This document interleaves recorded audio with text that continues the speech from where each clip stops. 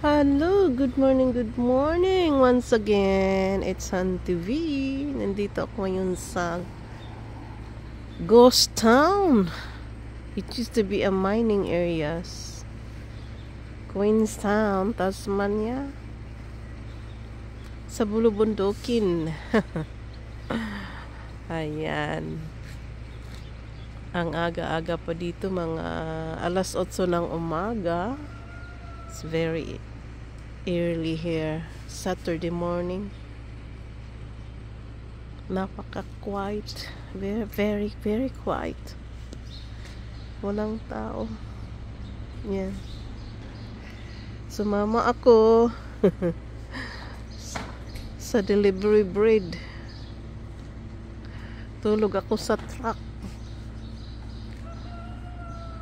Yan.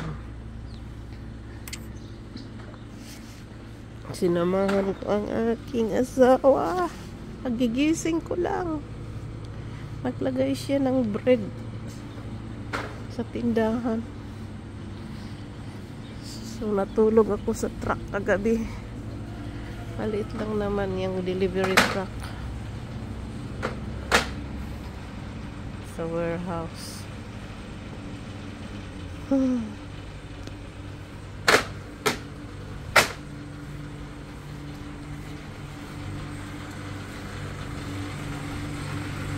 Ayan.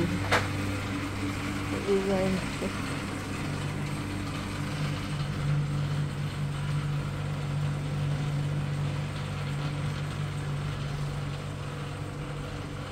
Natulog ako habang nagdi-deliver siya ng bread sa gabi. Sinamahan ko siya sa gabi. Pero for the first time. Nandito sa bulubundukin, ang sarap ng sikat ng araw. Tahimik na tahimik.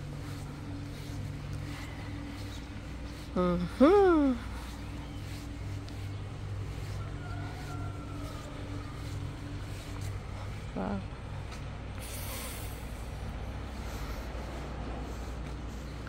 Lalakad pa tayo ng konti.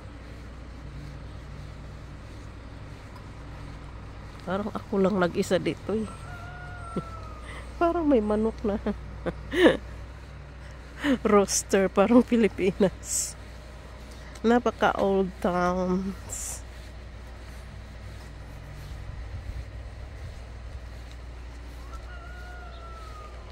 In 80s and 90s, booming itong town na ito. Kasi maraming minahan.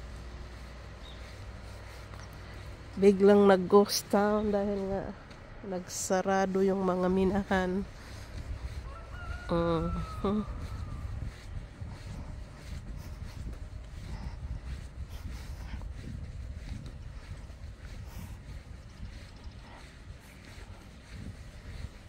So nandito ako ngayon sa Queenstown, bulubundukin.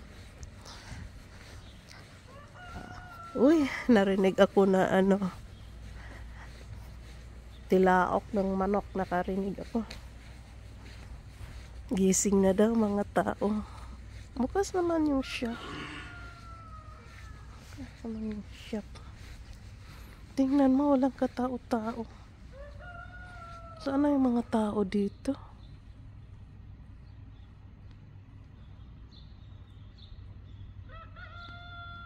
Ayan. Old buildings. Talagang may manok eh. Ayan. See? Kita nyo yung bulubundukin diyan.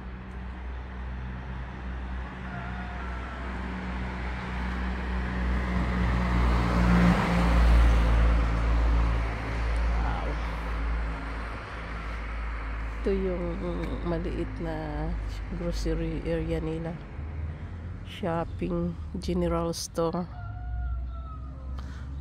Diyan nag-drop ng bread ang aking darling. Tingnan mo yung tindero, walang ginagawa oh.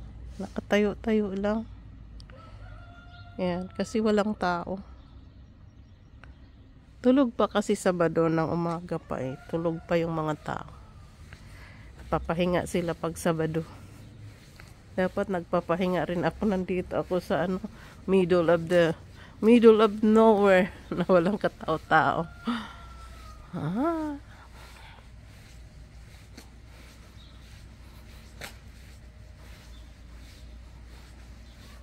Ang sarap maglakad.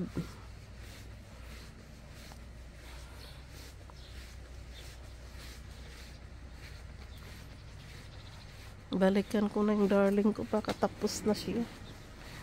At uwi na kami. Nandoon lang sa kabilang bahay namin. Ang inuuwian ko at nagbabakasyon minsan.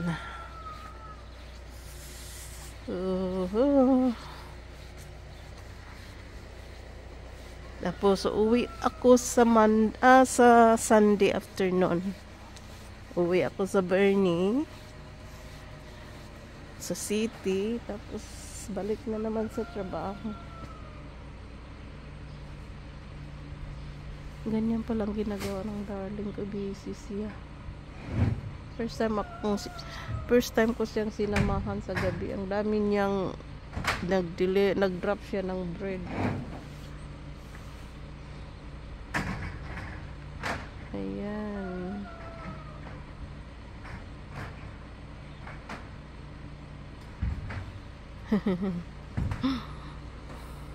Kaya yung amo niya, hindi naman talaga niya ito trabaho. Yung amo niya nagbakasyon.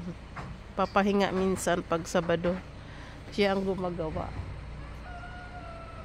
Kaya binibigyan siya ng libre na lobster, crayfish. Binibigyan siya ng lobster na libre. Okay. Okay, bye-bye na.